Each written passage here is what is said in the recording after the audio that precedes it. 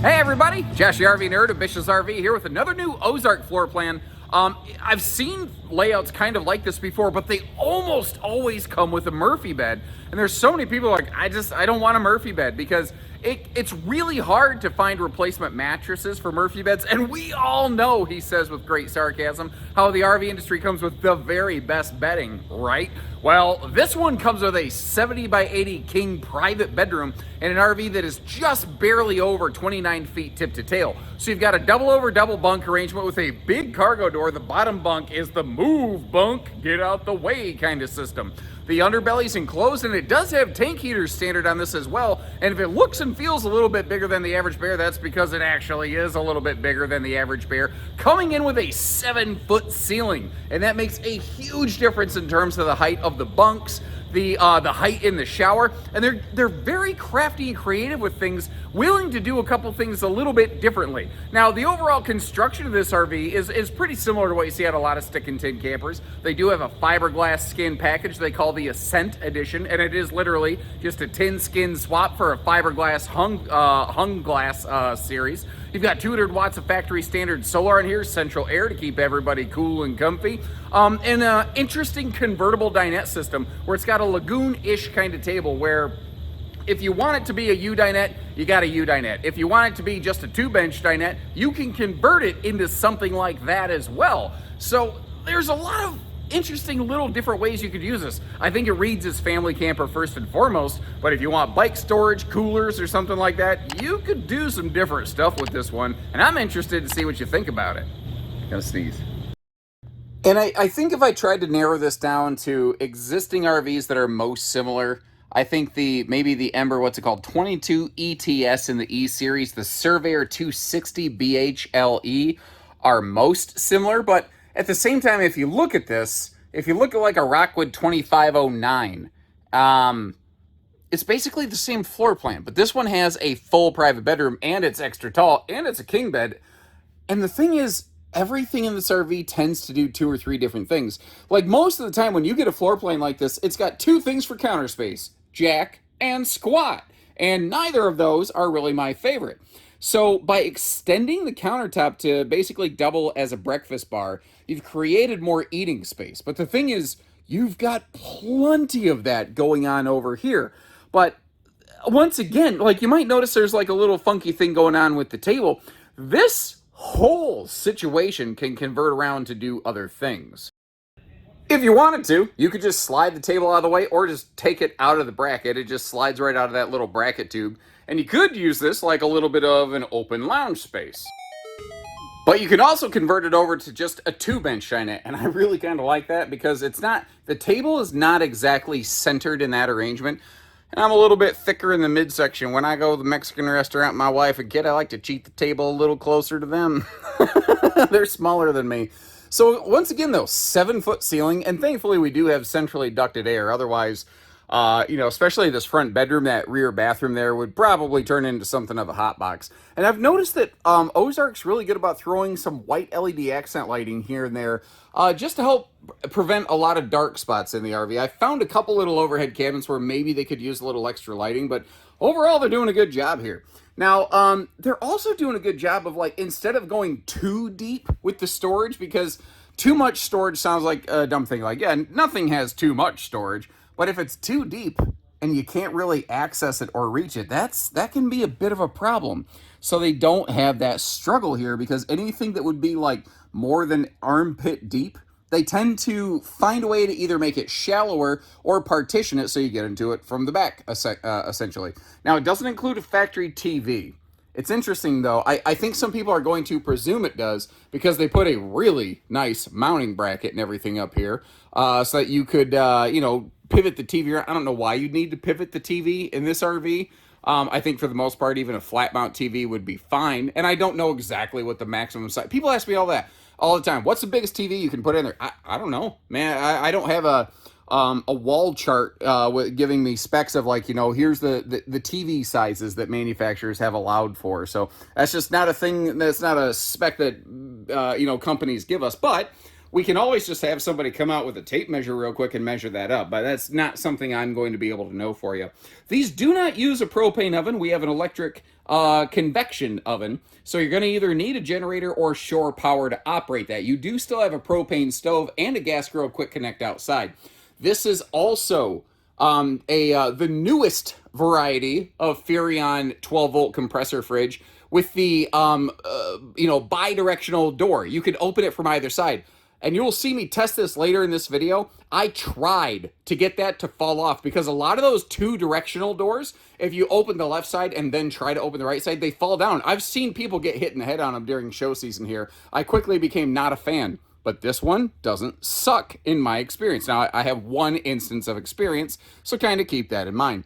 Now, again, we have a double over double bunkhouse, but with a 7-foot ceiling, you've got tons of room in here. And I'm not trying to trick you by making you think that's a super big, thick mattress. That is too flimsy. Your kid's back's gonna hurt bunk foam mats in there, and they are not exactly dense. They're gonna fold down, break down over time. But I wanted to get the lower bunk out of the way because they're doing something here I am a huge fan of. You've seen cargo bunkhouses, and maybe you've seen the Ember missile bunk system, but this is kind of another step in that direction where you can take this space and, if you notice, open it wide open. You can do other things with it.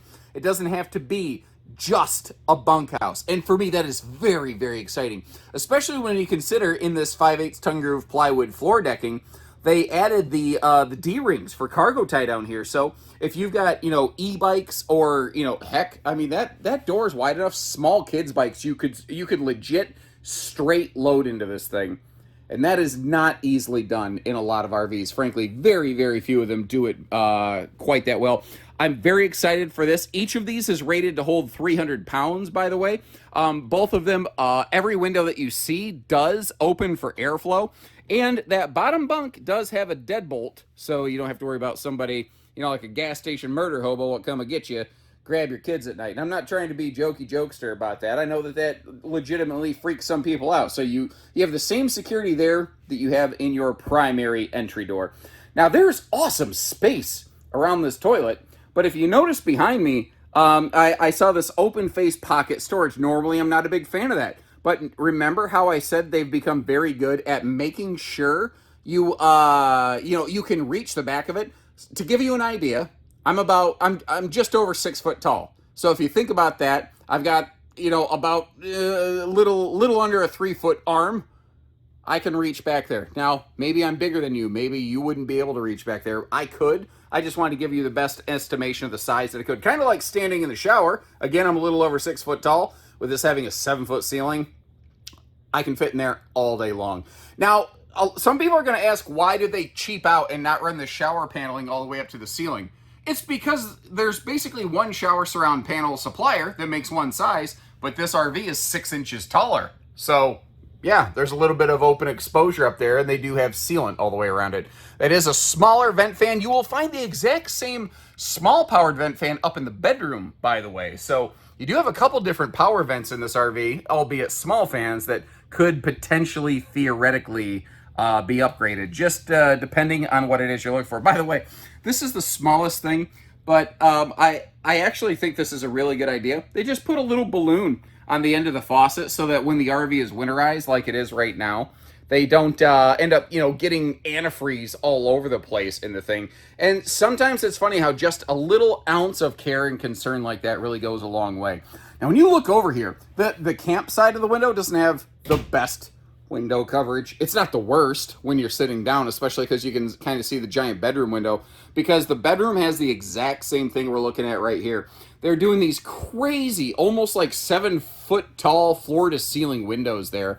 And this forward wall, a lot of manufacturers don't exactly know what to do there. So they made it a function space by just giving it a couple coat hooks, maybe a place to hang a dog leash latch. You got the perfect little flip-flop shop shoe garage down there, and that's actually sturdy enough that adult-sized butts can sit on that thing and get along just fine. But again, over here on the campsite of the window, especially if you're sitting at the dinette, the campsite of the window. The campsite of the RV has campsite windows. I'm an idiot. I seriously, I cannot figure out why you folks continue to watch me. I do my best. I try really hard. I'm just dumb. Getting stuff out of the way. Big old farm sink on this sucker.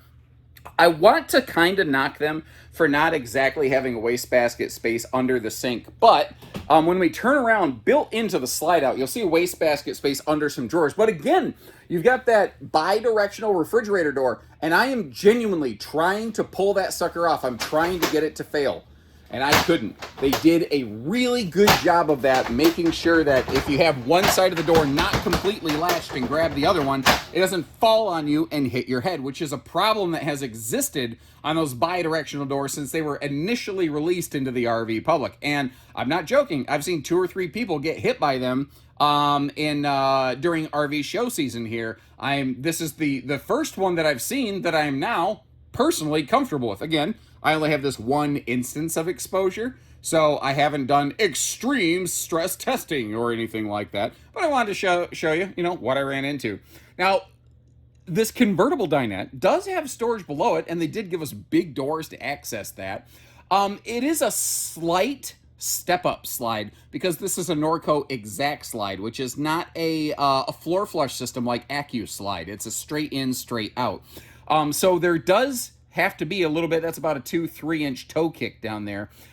So having a table that is bracketed against the dinette base, I guess makes sense, because a floating table, if you bumped it, could accidentally fall down that lip and then just cause a heck of a spill and a mess, and then everyone's having a bad time. The kids crying, dogs and cats living together, mass hysteria, as Bill Murray said on Ghostbusters. He also said something about a prehistoric lady and showing them how they do things downtown, but, I don't think I can repeat it the way he did. There is, I sounded almost like Scooby-Doo right there. This is a 70 by 80 king bed as well. So you are getting a bigger bed space in here. Now, again, I'm just not even going to dress it up. That's a factory backbreaker death wafer kind of mattress. And the fact is, it is a bigger one. So a lot of people go with a foam topper on these. If you go with a replacement mattress, it's a little bit trickier because it is an atypical measurement. If you wanted to put a 60 by 80 True Queen in, you could, but the bed base is still 70 by 80. So it will always stick out a little bit. You might bang your toes against it or something like that. Now, by going with the bigger 80-inch long bed and not a short queen, it does get a little bit tight over here by the door, but I could still butt scoop buggy around it. I did just fine myself. Both sides of the bed, by the way, do have household and USB outlets. This is one of those only areas where I think it's a little bit of a dark pocket. I kind of wish they had one light under that overhead cabinet. But speaking of that, getting you up there a little bit closer, again, it's the gravity drop variety. It doesn't have any sort of strut to hold it open or anything like that. The bed does easy lift. But under the bed, all the way through the front pass-through, is all one big wide open cavity. It is not separated or partitioned inside and out, which means it's a massive storage cavity. But if you have cargo shift, it might mean that some stuff could be a little trickier to get to, or not exactly where you left it potentially. So, I don't know. Do you like them wide open like that? Do you prefer them partitioned? I could see some benefits and some drawbacks either way. Leave me a note, let me know. In the meantime, I'm going to close the slides up for road mode, and I haven't seen this one in road mode. I'm going to make a quick prediction here, though. It's going to be, I think you're going to have to do the Dukes of Hazzard yeehaw to get over that countertop. Yep. Sometimes I hate being right. That would be one of the cases, because this is a big, deep slide. And you've got a bigger countertop that they put in here, which when you get there at the destination is awesome. But going down the road, it gets tight. By the way, these two padded kind of bar stool chairs, they actually have like a little tension band at the bottom that holds them together so they're not banging around all over the place.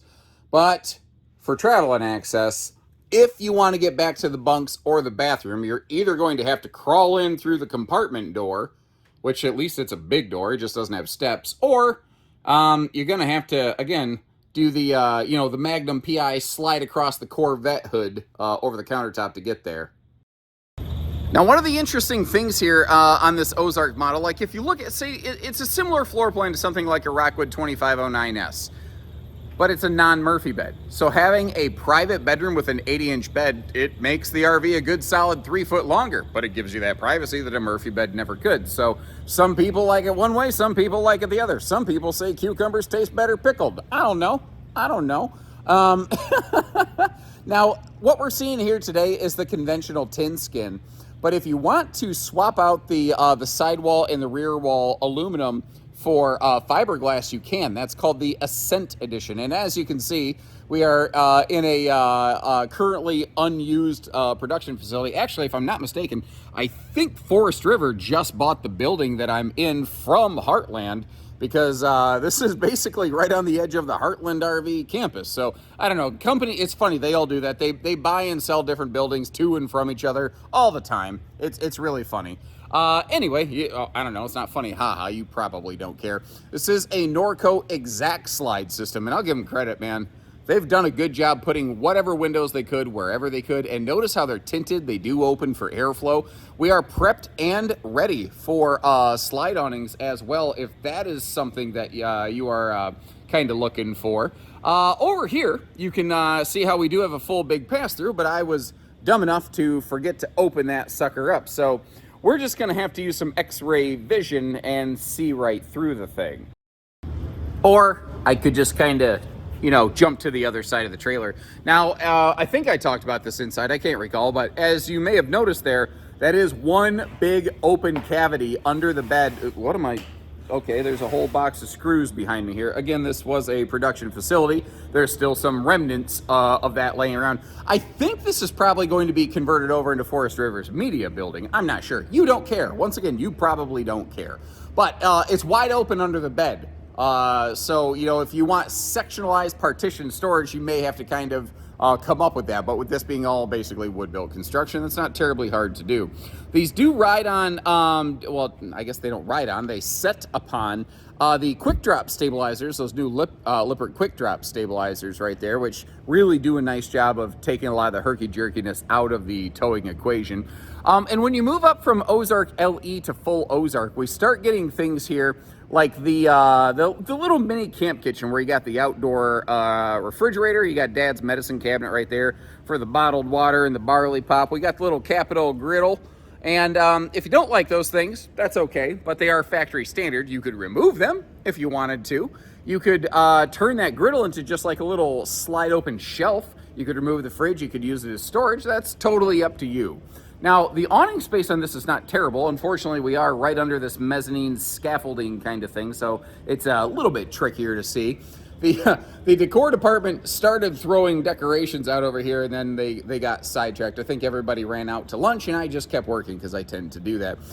Your full Ozarks, not the LE series, you get the on-demand water heater. So it is propane only, but it is on demand. So other than just a little pilot light, it's not sitting there burning propane all day. Backing up here, you see that cargo door off the back. Now, that does have a deadbolt, I don't know, bolt? What? Well, yeah, of course, it'd be a deadbolt. I am so stupid. Yeah, there are these times where I'm just walking around and I'm like, oh, that's how the English language works. I've only spoken the language for 41 years. You think I would have had some grasp of it by now, but nope. Nope, you would be wrong. That is not the case, evidently. But again, as we saw earlier, those bunks can fold up nicely out of the way. That bottom bunk really folds totally out of the way. I kind of like how they do that. I'm suspecting it's probably something that costs 37 cents more than the industry standard. So don't be surprised if you don't see it used by everybody and their brother. Now, obviously, we're prepped and ready for a telescopic removal ladder to get you up there to the roof. There is a 200-watt solar package up there as well. But one of the other things that I'm noticing here, just behind the slide, you do have a hot, cold outside utility shower, and that is a single sewer outlet. Oh, the underbelly also. It is enclosed, and it does have holding tank heat pads. It's not directly forced air heated, but they do have tank heaters and an enclosed belly on these. So it seems we find ourselves at the end, once again. Nailed it. If it weren't for dad jokes, I'd have, well, no jokes. Really. Anyway, by the way, you know how you turn a bad joke into a dad joke? You turn the bee around. Anyway, take a look at the video description. You can see pricing and availability. You can see where we have one of these parked and what they're running on any given point, or at any given point at any of our stores. And I will leave you some links to some similar models out there, but the thing is, There's not a lot of things that exactly line up against this. It's kind of in between a few others, but Ember, Surveyor, Rockwood all have a few other things that if you're looking for something kind of similar, we've got a couple to compare against. So when you're ready, we're ready. And until then, take care, stay safe, have fun, and happy camping, everyone.